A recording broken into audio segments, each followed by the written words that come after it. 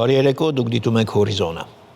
Վարչապետի գլխավորությամբ տեղի ունեցած խորհրդակցությանը քննարկվել են հանրային պաշտոն զբաղեցնող անձանց բարեվարկության համակարգի տարրերը։ Կոռուպցիայի կանխարգելման հանձնաժողովի նախագահի պարտականությունները կատարող Մարիամ Գալստյանը ներկայացրել է մանրամասներ բարեվարկության համակարգի տարրերի վերաբերյալ, այն է հանրային պաշտոն զբաղեցնող անձանց եւ հանրային ծառայողների վարքագծի սկզբունքները եւ դրանից բխող վարքագծի կանոնները, նվերներ ընդունելու սահմանափակումները, անհամատեղելիության պահանջները, շահերի բախումը եւ այլ սահմանափակումներ պայմանավորված պաշտոնական պարտականությունների կատարմամբ։ Վարչապետը կարևորել է բարեվարկության համակարգի շարունակական կատարելագործումը եւ հանրային հաշվետվողականությունը։ Վարչապետը ընդունել է Շահան արքեպիսկոպոս Սարգսյանին Մեծի տան Կիլիկիո կաթողիկոսի անունից նա վարչապետին է նվիրել Արամ Առաջինի գահակալության 30-ամյակի առիթով հրատարակված հատորը, փոխանցել նաև Արամ Առաջին կաթողիկոսի ջերմ ողջույնները եւ օրհնությունը։ Վարչապետը շնորհակալություն է հայտնել հատորը նվիրելու համար եւ նշել, որ իր համար մեծ պատիվ է ընդունել այն։ Փաշինյանը խնդրել է նաև իր ջերմ ողջույնները եւ բարեմաղթանքները փոխանցել Արամ Առաջին կաթողիկոսին։ Շահան արքեպիսկոպոս Սարգսյանը նշել է, որ արդյունավետ համագործակցում են նաև Մատենադարանի հետ։ Հայաստանի ֆիզիկական կուլտուրայի եւ սպորտի պետական ինստիտուտը 80 տարեկան է, այս առիթով կազմակերպված միջոցառմանը մասնակցել է նաև վարչապետ Նիկոլ Փաշինյանը։ Վարչապետի խոսքով ֆիզիկական կուլտուրայի եւ սպորտի պետական ինստիտուտը մի հաստատություն է, որի վերաբերյալ Հայաստանի Հանրապետությունում շատ էմոցիաներ կան, քանի որ այդ ինստիտուտի գործունեության հետ են կապված Հայաստանի սպորտային այն փառապանծ հաջողությունները, որոնցով բոլորը շարունակաբար հպարտանում են։ Ըստ Նիկոլ Փաշինյանի, շատ կարևոր է նաեւ արձանագրելը, թե ինչ պետք է անել այդ ժառանգության հետ։ Ես ուզում եմ, որպեսզի մենք զգուշանանք այդ ժառանգությունը մսխելու վտանգից եւ ռիսկերից, որովհետեւ կարծում եմ այդ ժառանգության նկատմամբ մեր մեծագույն տուրքը կլինի այն, որ մենք, ինչպես նոր կտակարանում է ասվում, ոչ թե մեզ ի պահ հանձնված այդ հաջողությունը մսխենք կամ առնվազն այդ հաջողությանը նոր բան չավելացնենք, այլ այդ հաջողության ավանդույթ օգտագործելով նորանոր փառքի էջեր բացենք, մինչև այս պահը մեր ունեցած սպորտային փառապանծ էջերի։ Վարչապետը ֆիզիկական կուլտուրայի եւ սպորտի ոլորտում էլ հաջողության հասնելու համար կրթության դերն է կարևորում։ Նրա գնահատմամբ, եթե կրթության ոլորտում չունենանք լուրջ հաջողություններ, մրցահարթակներում չենք կարող ունենալ ավելին, քան այսօր ունենք։ Տեսեք, մենք այսօր 300 դպրոց, 500 մանկապարտեզ ծրագրին զուգահեռ սկսում ենք մարզերում մարզական կենտրոնների պետություն մասնավոր մի ծրագիր, որ մեզ համար ռազմավարական է երկու ուղղությամբ։ Իհարկե մենք շատ ենք ուզում եւ ռազմավարություն ունենք սպորտի բնագավառում ունենալ շատ մեծ հաջողություններ։ Մինչեւ 2050 թվականը մեր ռազմավարության մեջ ընդգծված է, որ մենք պետք է առնվազն 25 օլիմպիական ոսկի մեդալ ունենանք եւ այլն եւ այդպիսի մարզական ամբիցիաներ են արձանագրված մեր ռազմավարություններում, բայց ինչա պետք դրա համար։ Դրա համար անհրաժեշտ է, որ հնարավորինս շատ երեխաներ եւ երիտասարդներ զբաղվեն սպորտով։ Իսկ որպեսզի ավելի շատ երեխաներ եւ երիտասարդներ զբաղվեն սպորտով, Նիկոլ Փաշինյանը անհրաժեշտ է համարում հնարավորինս շատ մարզական գրավիչ ենթակառուցվածքների առկայությունը։ Վարչապետը նկատում է, այսօր բոլոր դպրոցներում առանձնահատուկ ուշադրություն են դարձնում ոչ միայն ֆիզկուլտուրայի դահլիճներին, այլև բացօթյա մարզական ենթակառուցվածքներին։ Այդ մարզական կենտրոնները իրենց նպատակին չեն ծառայի, եթե ֆիզիկական կուլտուրայի եւ սպորտի ինստիտուտից դուրս չգանեն մասնագետները, ովքեր այդ մարզական կենտրոնների այցելող մեծահասակներին եւ երիտասարդներին եւ պատանիներին պիտի այդ ուսումնական ծառայությունները մատուցեն։ Ըստ այդմ, ըստ Նիկոլ Փաշինյանի, ֆիզիկական կուլտուրայի եւ սպորտի ինստիտուտը ռազմավարական նշանակություն ունի ինչպես սպորտի, այնպես էլ առողջապահության ոլորտում։ Վարչապետը կարծում է, առողջապահության ոլորտում մեծ խնդիրներ կան, այդ թվում այն պատճառով, որ քաղաքացիներին բավարար չափով չի խրախուսվում առողջ ապրելակերպը, սպորտով զբաղվելը, ինչն էլ ըստ նրա իր հերթին կապված է ենթակառուցվածքի բացակայության հետ։ Եկել եմ ձեզ ասելու, որ կառավարությունը այդ ենթակառուցվածքները ստեղծելու է։ Եվ մենք ակնկալում ենք, որ այդ ենթակառուցվածքները ունենան մասնագետներ, որովհետև այդ ենթակառուցվածքները առանց պատշաճ մասնագետների չեն տալու այն արդյունքը, որը մենք բոլորս ակնկալում ենք։ Ամփոփելով իր ելույթը վարչապետը կրկին շնորհավորում է ինստիտուտի 80-ամյա հոբելյանի առիթով, շնորհակալություն հայտնում այս ընթացքում կատարած աշխատանքի ներդրման համար եւ համոզմունք հայտնում, որ այս առաջին 80-ամյակին հաջորդող մյուս 80-ամյակները նախորդներից կլինեն ավելի հարուստ, ավելի փառապանծ, ավելի գեղեցիկ եւ ավելի մեծ հեռանկարներով։ Վահագն Հակոբյան, Հորիզոն։ Վերջին օրերին մի շարք միջազգային եւ տեղական լրատվամիջոցներում, ինչպես նաեւ սոցիալական ցանցերում տարածվել է կեղծ տեղեկատվություն, թե իբր վարչապետ Նիկոլ Փաշինյանը հայտարարել է Սյունիքի մարզի տարածքի մի հատվածը Ադրբեջանին փոխանցելու եւ Թուրքիայի համար հատուկ սահմանային գոտի ստեղծելու մասին։ Այս մասին Facebook-յան իր էջում գրել է Հայաստանի վարչապետի մամուլի խոսնակ Նազելի Բաղդասարյանը։ Պաշտոնապես հայտարարում են, որ նշված հրապարակումը ապատեղեկատվություն է, չունի որևէ փաստական կամ իրավական հիմք եւ հանդիսանում է Հայաստանի Հանրապետության դեմ վարվող հիբրիդային պատերազմի բաղադրիչ, գրել է նա, հորդորելով քաղաքացիներին, լրատվամիջոցներին եւ վերլուծական հարթակներին զերծ մնալ նման ապատեղեկատվական նյութերի տարածումից, ստուգել տեղեկատվության հավաստիությունը եւ առաջնորդվել բացառապես պաշտոնական հաղորդագրություններով։ Եվրամիությունը ողջունում է օգոստոսի 8-ին Վաշինգտոնում ձեռք բերված պայմանավորվածությունները։ Սյունիքում լրագրողների հետ զրույցում ասել է Հայաստանում Եվրոպական միության պատվիրակության ղեկավար դեսպան Վասիլիս Մարագոսը, պատասխանելով հարցին, թե ինչպես է Եվրամիությունը վերաբերվում Թրամփի ուղի նախագծին։ Դեսպանը ընդգծել է, որ Եվրոպան պատրաստ է ներդրումներ կատարել նաև այս ենթակառուցվածքային նախագծի շրջանակներում։ Պատրաստ ենք օգտագործել մեր բոլոր հնարավոր գործիքներն ու միջոցները ոչ միայն Թրամփի ուղի նախագծի շրջանակում, այլև ամբողջ խաղաղության խաչմերուկ նախաձեռնության համատեքստում։ Եվրոպական միությունը այս նախաձեռնությունը ողջունել է դեռևս 2 տարի առաջ, դրա հայտարարումից ի վեր։ Այդ պահից Եվրամիությունը հետևողականորեն աջակցում է տարածաշրջանում խաղաղության հաստատման գործընթացին։ Մենք հավատում ենք, որ խաղաղությունը մոտ է, ու թեև դեռ բազմաթիվ մանրամասներ պետք է հստակեցվեն, մենք այստեղ ենք որպես Հայաստանի, հայ ժողովրդի եւ կառավարության հուսալի գործընկեր, աջակցելու այս կարևոր գործընթացին։ Դրոնների մրցավազքի Հայաստանի Ֆեդերացիան մարզահամերգային համալիրի տարածքում այսօր հերթական ծառատունկն է կազմակերպել, որին միացել են դպրոցականներ, գործընկերներ, պետական գործիչներ, այդ թվում Ուկրաինայից եւ Սաուդյան Արաբիայից։ Ծառատունկի, ինչպես նաեւ Ֆեդերացիայի գործունեության մասին մանրամասները տեսանյութում։ Երևանում վերջին տարիներին նկատվում է օդի աղտոտվածության աճ, ինչը լուրջ ազդեցություն ունի ինչպես բնակչության առողջության, այնպես էլ շրջակա միջավայրի վրա։ Այս համատեքստում ծառատունկը ներկայացնում է կարևոր ու կայուն լուծում քաղաքի էկոլոգիական խնդիրների մեղմացման գործում։ Դրոնների մրցավազքի Հայաստանի Ֆեդերացիան մարզահամերգային համալիրի ամայի տարածքներից մեկում հերթական ծառատունկներ կազմակերպել։ Մեր Երևանը այսօր շատ խնդրեմ ունի փոշու օդի կեղտի։ Մենք էլ որոշել ենք մեր կողմից, մեր երկիրը, մեր տունը, ինչով որ կարանք պիտան լինենք, որովհետև ամեն ինչ պետք չի թողել պետության վրան, պետության հույսին, իրանք էլ են անում։ Արտաշես Սարգսյանի փոխանցմամբ Ստեփանավանից, Իջևանից, Կալինինոյից սոսի տեսակի այս ծառերը բերում ու աճեցնում են այս տարաների մեջ։ Այնուհետ դրանք իրենց վերջնական հանգրվանն են գտնում ահա այս ամայի տարածքներում, ապագայում անտառի վերածվելու տեսլականով։ Նախ այստեղ մենակ թոքերի խնդիր չի լուծում, այստեղ անվտանգային խնդիր է լուծում, որովհետև եթե թոքերը չի աշխատում, դու մահանում ես։ Բայց քանի որ այս միջավայրում Սարգսյան Արտաշեսը իր ընկերների, հարազատների գաղափարի շուրջ բոլորը հավաքվել են, եւ բնականաբար մենք ոչ միայն նայում ենք միայն մեկ ուղղությամբ, որը խիստ անվտանգային է, այլ նաեւ սա էլ միանում է, այստեղ միահյուսվել են շատ նպատակներ։ Շենքում, շենքից դուրս եւ ինքը այս ամբողջը կվերցնի եւ ինքը կդառնա վարակիչ։ Այ դրա հետ կապված կարծում եմ, որ մենք բոլորս մեր նպատակների շուրջ պետք է համախմբված լինենք։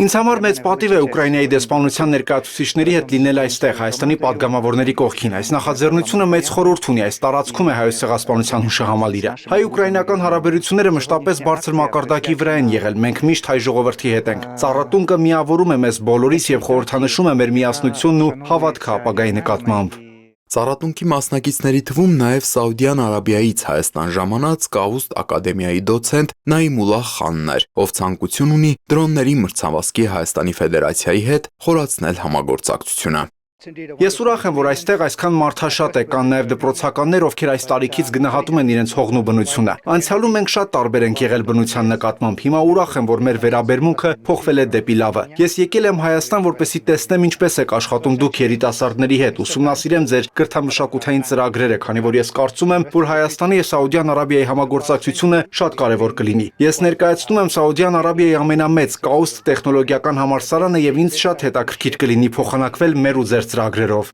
Մարզահամերգային համալիրի այս տարածքում դրոնների մրցավազքի Հայաստանի Ֆեդերացիան արդեն իսկ տնկել է 4000 ծառ եւ նպատակ ունի այդ թիվը հասցնել ավելի քան 10000-ի։ Սպորտային դրոնների մրցավազքի ֆեդերացիայի հետ, որի հետ համագործակցում ենք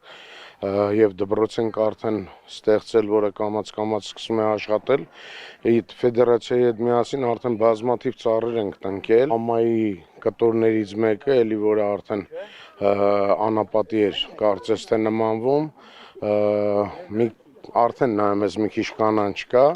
հույսով եմ, որ մի քանի տարի հետո սիրուն անտառ կլինի այստեղ եւ շատ կարեւոր նշանակություն ունի հենց այս բլուրները, որոնք Երևանում կարծես թե միակն են, որոնք կարող են որպես անտառ վերածնվել։ Ծառատունքին հատկապես մեծ էր դպրոցականների խանդավառությունը։ 20 աշակերտ այսօր իր ուսումնական process-ը թողած եկել է, որպեսզի կարողանա եւս մի քայլ կատարի Հայաստանի համար, Հայաստանի բնության համար, որպեսզի մենք ավելի մաքուր օդ շնչենք։ Երեխաներն ընտրված են տարբեր դասարաններից, թե միջին օղակի, դե բարձր օղակի երեխաներ են այստեղ, որպեսզի երեխաները կարողանան ինքնուրույն աշխատանքի միջոցով եւ խմբային աշխատանքի միջոցով հասկանան, թե որքան կարեւոր է բնության պահպանությունը այսօր մեզ համար։ Եթե յուրաքանչյուրը գոնե 1 ծառ տնկի, ինքը արդեն իր քրտինքի գնով ոնց որ գիտի ինչ գին ունի այդ ծառը ու արդեն ինքը չի աղտոտի բնությունը ու դա էլ կնպաստի երկրի տնտեսության բարգավաճմանը։ Այն մարդիկ, որոնք Հայաստանում տեսնում են ապագա, իրենք սկսում են ծառատունքից, բայց որպեսզի այդ ապագան լինի ամուր, իրենք նաև իրացնում են անվտանգության առնչվող բազմաթիվ ծրագրեր, որը այս տարիքի երեխաներից սկսած բոլորս մեր մասնակցությամբ ամրացնում ենք մեր անվտանգային միջավայրը։ Հենց անվտանգային այդ միջավայրն ունենալուն է միտված դրոնների մրցավազքի Հայաստանի Ֆեդերացիայի մարզահամերգային համալիրի այս տարածքում գործող Ծիրանթեք ակադեմիան, որտեղ մասնագիտանում են ինչպես երեխաները, այնպես էլ պատանիներն ու երիտասարդները։ Դպրոցում մենք ուսուցանում ենք 3D մոդելավորում, արհեստական բանականություն, դրոնների հավաքում եւ կառավարում, FPV եւ DJI Mavic։ Ուսանողներին հնարավորություն է տրվում մասնակցելու տարբեր ստարտափերին, միջոցառումներին։ Ակադեմիան շատ շուտով Դիլիջանում եւս իր մասնաճյուղ կունենա։ Ընդհանուր առմամբ Ծիրանթեք ակադեմիան համագործակցում է աշխարհի տարբեր երկրների հետ։ Այսօր նաև մեր դպրոցում հյուրընկալեցինք գիտությունների պրոֆեսոր Նաոմի Լոխանին։ Իր այցով մեր դպրոցի համար բացեց ավելի նոր դռներ։ Դրոնների մրցավազքի Հայաստանի Ֆեդերացիան սերտորեն համագործակցում է Հայաստանի Հանրապետության Պաշտպանության նախարարության ոլորտային տարբեր կազմակերպությունների հետ։ Ակադեմիայի ուսումնական դռները բաց են ոլորտով հետաքրքրված եւ մասնագիտանալ ցանկացող բոլորի համար։ Տիգրան Վակիմյան, Դավիթ Ղալաչյան, Լևոն Խաչատրյան, Հորիզոն։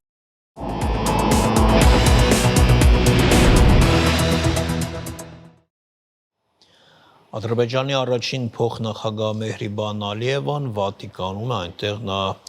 բարձր ընդունելության է արժանացել, շարունակենք Արտյոմ Երկանյանի հետ, Արտյոմ, նախ ինչ առիթով էր մեկնել։ Տիկին Մեհրիբանը Վատիկան էր մեկնել որպես Ադրբեջանի առաջին փոխնախագահ, թեև մեծ հարց է արդյոք ինքը իսկապես այդ պաշտոնը զբաղեցնում է։ Բանն այն է, որ ինչպես գիտենք, երբ վերջին անգամ Իլհամ Ալիևը վերընտրվեց նախագահ, նա այնպես էլ չստորագրեց հրամանագիր իր տիկնոջը երկրի առաջին փոխնախագահի պաշտոնում վերանշանակելու մասին։ Համենայն դեպս այդպիսի փաստաթուղթ չի հրապարակվել։ Երկար ժամանակ Մեհրիբան Ալիևային ադրբեջանական մամուլում ներկայացնում էին որպես երկրի առաջին լեդի, այլ ոչ թե որպես առաջին փոխնախագահ։ Եվ սա կարծեմ առաջին նրա պաշտոնական այցն է երկրի առաջին փոխնախագահի պաշտոնում։ Բայց չնայած դրան ընդունել են Վատիկանում իրեն ավելի շատ որպես առաջին լեդի, քան որպես առաջին փոխնախագահ, Հռոմի Պապը իրեն չի արժանացրել հանդիպման եւ Տիկին Մեհրիբանը հանդիպել է ընդամենը Սուրբ Պողոսի բազիլիկի քահանա կարդինալ Ջեյմս Հարվիի հետ եւ մասնակցել է մի շարք կիսապաշտոնական կամ ոչ պաշտոնական հանդիպումների, որոնք կապված են Վատիկանում Հեյդար Ալիևի հիմնադրամի կողմից ֆինանսավորվող նախագծերի հետ։ Մասնավորապես մեկնարկ է տրվել Սուրբ Կոմոդիլայի քարանձավում Ադրբեջանի կողմից ֆինանսավորվող վերանորոգման աշխատանքներին, երբ Սուրբ Պետրոսի բազիլիկայում նույնպես Հեյդար Ալիևի հիմնադրամը ֆինանսավորում է վերանորոգման աշխատանքներ, այդ վերանորոգման աշխատանքներին Մեհրիբան Ալիևան անձամբ է ծանոթացել։ Արդյոք տպավորություն կա, որ Բաքվի Վատիկանի հարաբերություններում ակտիվացում կա։ Իսկապես Վատիկանը վաղուց արդեն ֆինանսական դժվարություններ ունի եւ հավանաբար դա է օգտագործել Ադրբեջանի իշխանությունները, պարզապես փող առաջարկելով Վատիկանին ըստ էության կաշառք, որը քողարկված է ինչ-որ վերանորոգման աշխատանքների տեսքով է ներկայացվում։ Ժամանակին Ադրբեջանը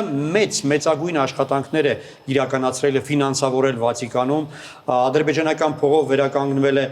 Սուրբ Սևաստիանի եկեղեցին, առաքելական գրադարանը, Սուրբ Մարտինելոյի քարանձավը եւ մի շարք այլ աղոթատեղեր եւ սրբավայրեր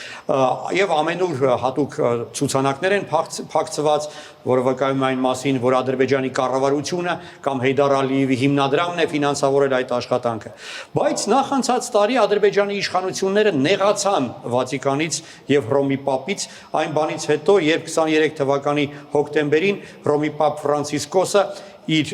ելույթներից մեկում կոչ արեց Ադրբեջանի իշխանություններին պահպանել հայկական ժառանգությունը Արցախում։ Դրանից հետո դադարեցվեցին ֆինանսական բոլոր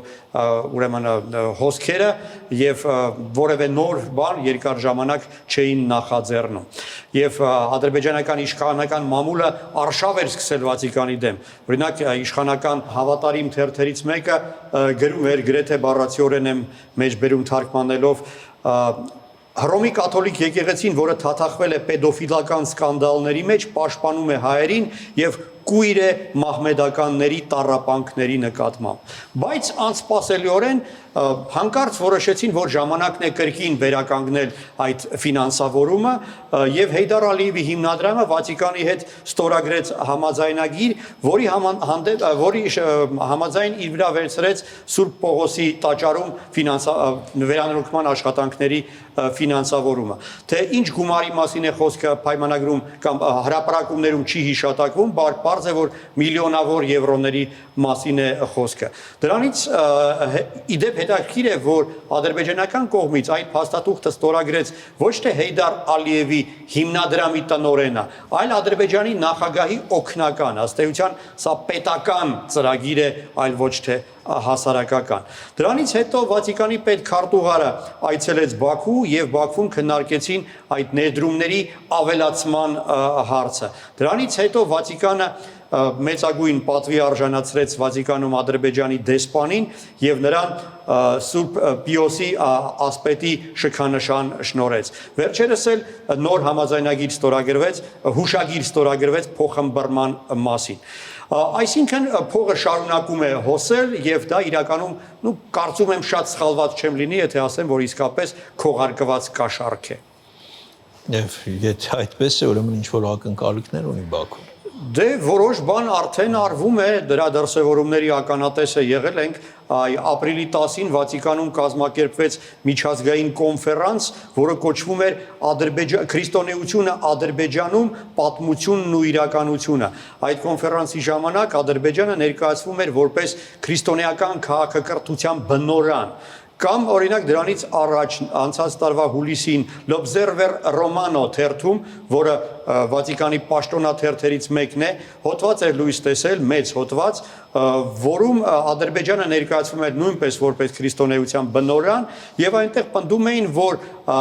հայերը ժամանակին սեփականացրել են աֆղանական ժառանգությունը, ասիմիլացրել են բնիկ ժողովուրդներին եւ որ իրականում հայերը եկվոր են։ Բոլոր հայկական այդ պատմական հուշարձանները Դադիվանքը, Ամարասը, Գանձասարը ներկայացվում են որպես աղվանական, որոնք հայերը սեփականացրել էին։ Եվ թեև հայոց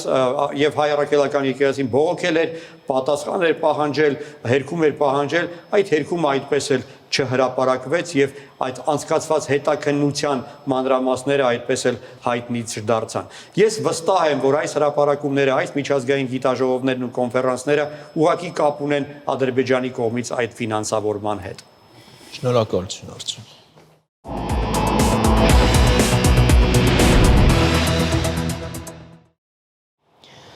Կահիրեում վերջերս կայացած Պարած հանրամարտի աշխարհի առաջնությանը գերազանց է հանդես եկել Հայաստանի հավաքականը։ Մեր մարզիկները նվաճել են 8 ոսկե, 5 արծաթե, 1 բրոնզե մեդալ, սահմանել են 4 աշխարհի, 7 Եվրոպայի ռեկորդ եւ թիմային աշխարհում 72 երկրների շարքում գրավել են 3-րդ տեղը։ Հավաքականի արդյունքների մասին այսօր խոսել են Հայաստանի ազգային պարալիմպիկ կոմիտեի նախագահը եւ կոմիտեի գլխավոր քարտուղարը։ 2021 թվականից մենք 2021 թվականի հետ եթե համատենք, մենք ունենք ընդամենը 1-2 մարզիկ։ Ու ընտրանք չունենք Գրետաներ եւ Հարություն Մխիթարյանը, երկուսն էին, ընտրանք չունենք։ Մենք մեր մարզչական մեր մարզիչներին պարոն Աբրահամյանի հետ այցելություններ կատարելով տարբեր մարզադպրոցներ, տարբեր հիմնարկ հաստատություններ, որտեղ կարող ենք բացահայտել հաշմանդամներին։ Օգնության խնդրով դիմում ենք նաև նման Powerlifting-ի ֆեդերացիա կա նաև, որը էլի մրցաշարեր են իրականացնում։ Մենք բացահայտեցինք այդ մրցաշարերից, մենք կազմակերպեցինք մրցաշարեր եւ այդ մրցաշարերի ժամանակ տաղանդավոր երեխաներին առանձնացնում ենք։ Ծնողների հետ անհատապես շատ դժվար էր, չէին ուզում որ պարասպորտ գային, իրանց համար մի քիչ պարասպորտ հասկացողությունը, սահմանափակումների եւ իրանց երեխեն չի եւ այլն չէին ուզում, որպեսզի երեխաները գնային օլիմպիական ճանապարհով էլի։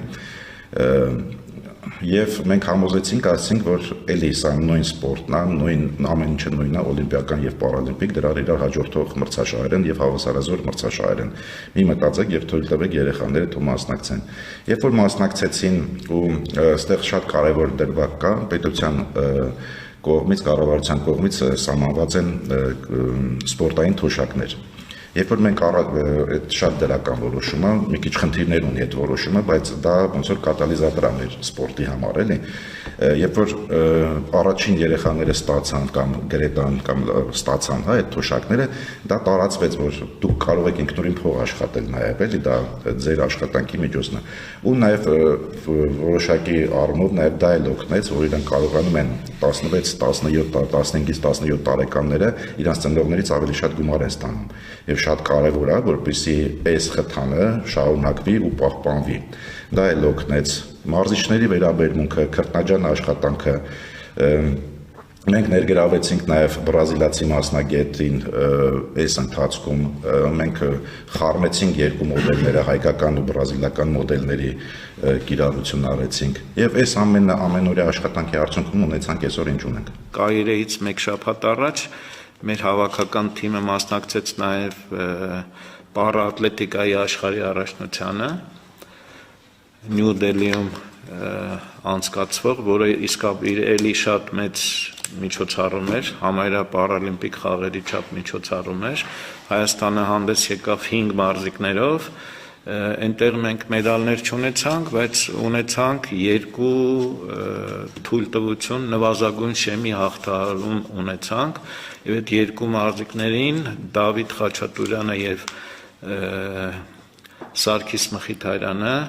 արդեն ավտոմատ դարձան Լոս Անջելես 2028 այդ բանի տեխնաց ու ցուցակի մեջ ներառվեցին, որը էլի կարծում եմ մեծ նվաճում է։ Նաև ուզում եմ լրագրողներին դիմեմ, որ մենք հիմա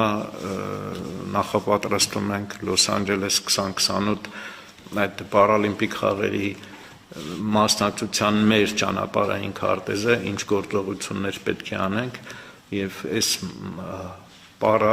ծանրամարտի հաջող մասնակցությունը ցույց տվեց, որ ունենք լավ մարզիկներ եւ վստահորեն մեծ թիմով հանդես են գալու Լոս Անջելեսում։ Հորիզոնի այս թողարկումը ավարտվեց, կարճ դադարից հետո եթերը կշարունակի Ալլա Ղալաչյանը, գործընկերս Կամփոփի հանձնող շաբաթվա կարևոր միջազգային իրադարձությունները։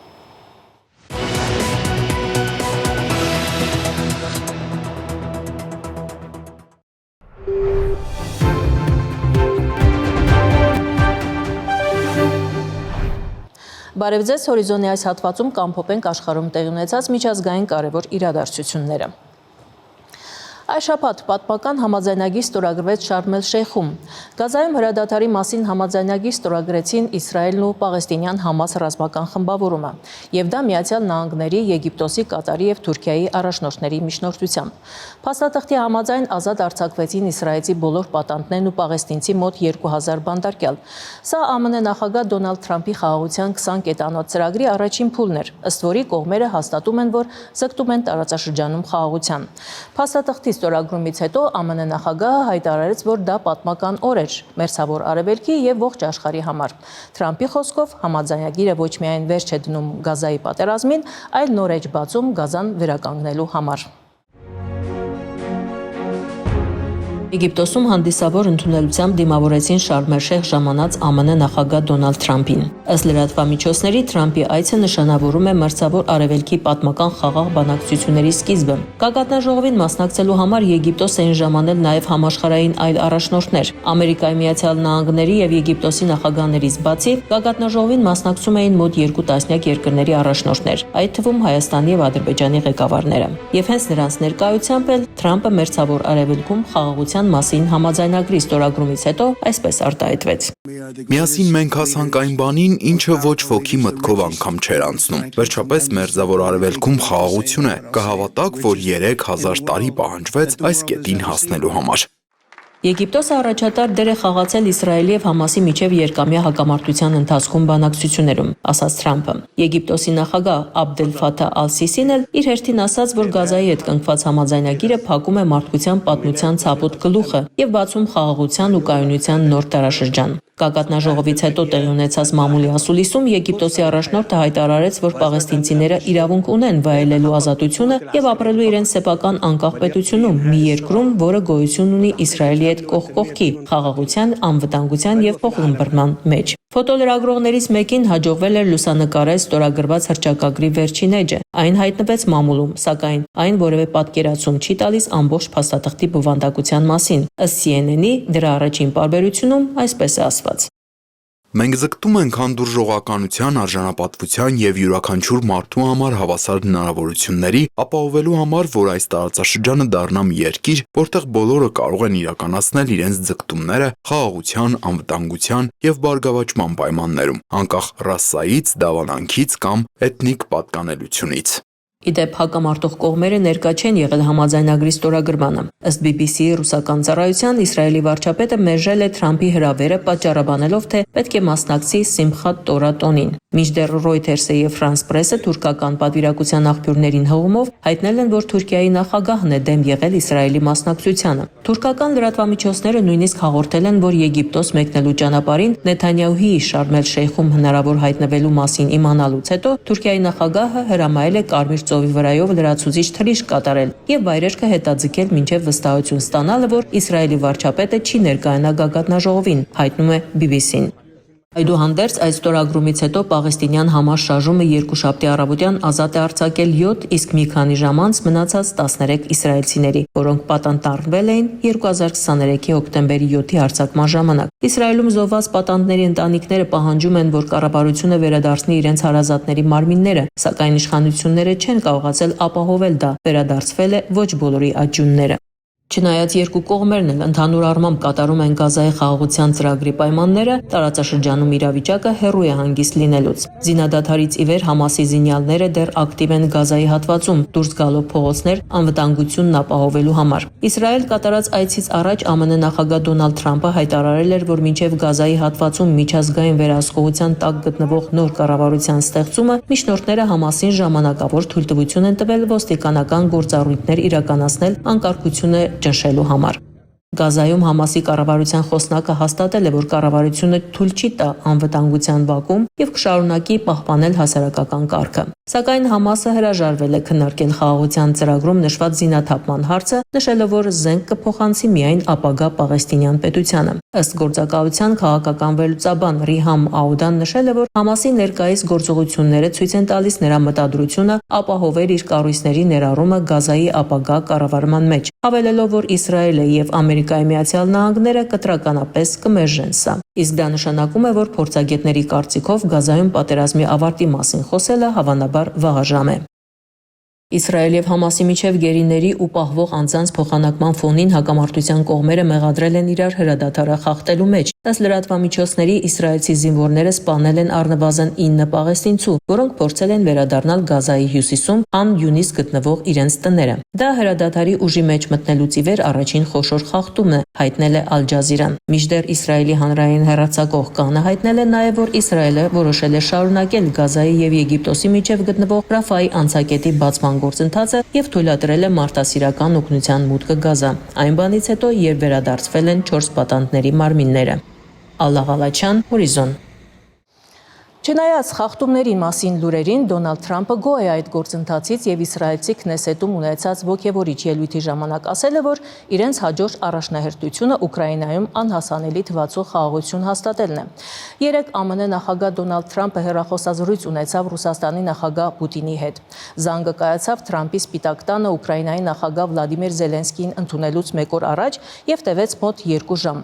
Սպիտակ տունը հայտնել է, որ այն արդյունավետ է եղել։ Նախագահները կարող են հանդիպել Բուդապեշտում։ Պուտինի եւ Թրամփի միջև հանդիպումը կարող է տեղի ունենալ ընդամենը 2 շաբաթից, հայտարարել է Հունգարիայի վարչապետ Վիկտոր Օրբանը։ Իսկ Զելենսկին արդեն ժամանել է Վաշինգտոն։ Թրամփը եւ Զելենսկին կքննարկեն Ուկրաինայի կողմից հեռահար Տոմահավք քրթիրներ ստանալու հնարավորությունը։ Այս ամենին արձագանքել է Մոսկվան։ Կրեմլի խոսնակը հայտարարել է, որ Մոսկվան ողջունում է Գազայից հետո Ուկրաինայի հակամարտությունը կարգավորելու Միացյալ Նահանգների նախագահ Դոնալդ Թրամփի ցանկությունը։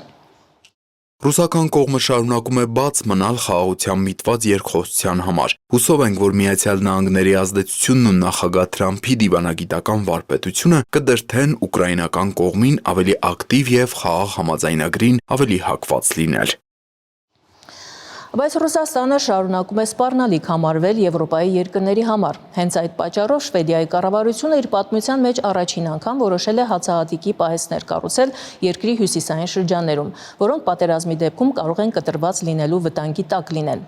Հաջորդ տարվա բյուջեով այս նպատակների համար հատկացվում է 575 միլիոն շվեդական կրոն։ Հյուսիսային Շվեդիան ռազմավարական նշանակություն ունի զինվորականների համար եւ առանձնահատուկ նշանակություն ունի համընդհանուր պաշտպանության համար։ Պատահական չէ, որ այնտեղ ձեռնարկվում են առաջին քայլերը հացահատիկի արտակարգ պաշարներ ստեղծելու համար։ Հայտնի է, որ Ղրիմի Ռուսաստանին միացվելուց հետո Շվեդիան 2015 թվականին վերագործարկեց համապարփակ պաշտպանության հայեցակարգը։ Այն ամրապնդեց 2022 թվականին ռուս-ուկրաինական պատերազմից հետո։ Համապարփակ պաշտպանության հայեցակարգի նպատակն այն է, որ մոբիլիզացվեն հասարակության կարողությունները համատեղ դիմակայելու հնարավոր զինված ագրեսիային։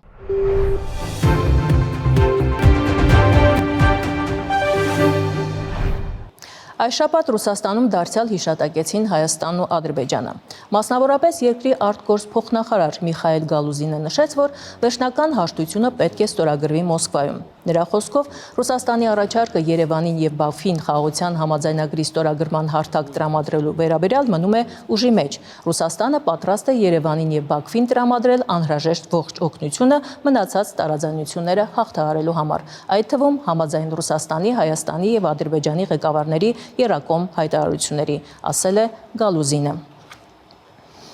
Իդեպ Ադրբեջանն այս օրերին Վրաստանի եւ Թուրքիայի հետ համատեղ զորավարժություններ էր անցկացնում Կարսում։ Ադրբեջանական կողմի պաշտոնական հաղորդագրության համաձայն վարժանքների ընթացքում հարևան երկրների զինվորականները կենտրոնացել են 3 երկրների տարածքով անցնող ռազմավարական ենթակառուցվածքների ու կապի գծերի պաշտպանության սցենարի վրա։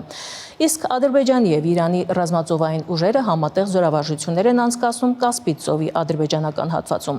Ադրբեջանի պաշտպանության մամլոյցարայության փոխանցմամբ Ազիրեքս վարժանքների նպատակն է ապահովել Կասպից ծովում անվտանգությունը, ամրապնդել համագործակցությունը։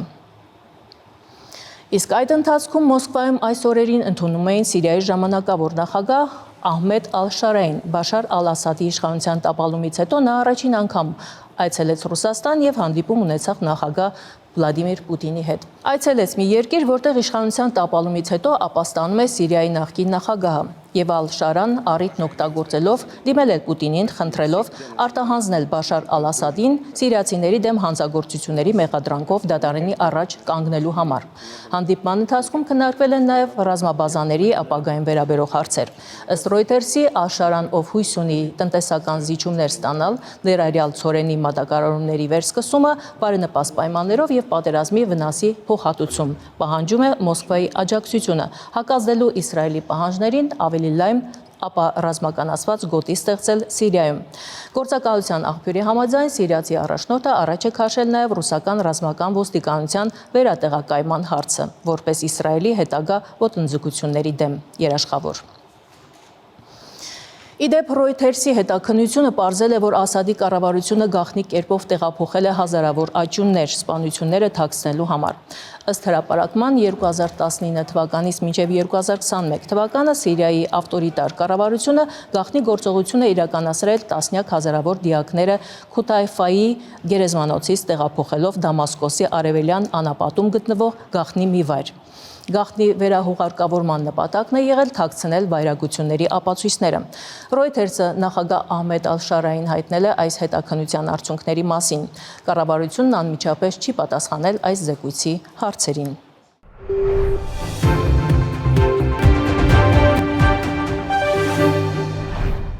Վերջին օրերին լարվեց իրադրությունը Աֆղանստանի եւ Պակիստանի միջև։ Սահմանային բախումներ տեղի ունեցան պակիստանյան եւ աֆղանական ուժերի միջև, որոնց հետևանքով զոհվեց 1 տասնյակից ավելի խաղաղ բնակիչ, 100-ը վիրավորվեց։ Պակիստանի պետական լրատվամիջոցները աֆղան զինվորականներին մեղադրեցին առանց պատճառի կրակ բացելու մեջ, որը հետ է մղվել։ Պակիստանյան լրատվամիջոցների տվյալներով պակիստանյան ուժերը վնասել են աֆղանական տանկերն ու մարտական դիրքերը։ Վերջին տվյալներով Պակիստանը եւ Աֆղանստանը չորեքշաբթի օրը համաձայնության են եկել ժամանակավոր հրադադարի շուրջ։ Իրավիճակը լարված է նաև Մադագասկարում։ Ընդդիմության կողմն անցած զինվորականները հայտարարել են երկրի նկատմամբ վերահսկողություն սահմանելու մասին։ Բանակի հրամանատարներից մեկը տեղեկացրել է, որ լուծարել են կառավարության բոլոր մարմինները, բացի խորհրդարանի ստորին պալատից, որը քվեարկել է նախագահին պաշտոնանկ անելու օգտին։ Ավելի վաղ Մադագասկարի նախագահը զանգվածային ցույցերի ֆոնին լքել էր երկիրը։ Նա հանդես էր եկել հայտարարությամբ նշելով, որ ստիպված էր լքել Մադագասկարը կյանքը փրկելու համար։ Ավելի վաղ նա հայտնել էր, որ երկրում իշխանությունը անօրինական եւ բռնի կերպով զավթելու փորձ է արվում։ Հիշեցնենք, որ դեռ սեպտեմբերի կեսերին բողոքի ակցիաներ էին ընթանում Մադագասկարում։ Ցուցարարները դժգոհում էին գործազրկության բարձր մակարդակի, կոռուպցիայի եւ գնաճի դեմ։ Քաղաքացիները ի թիվս այլնի պահանջել էին նաեւ նախագահի հրաժարականը։ Այսօր այսքանն ենք առանձնացրել ձեզ համար շաբաթվա լրահոսից ցտեսություն։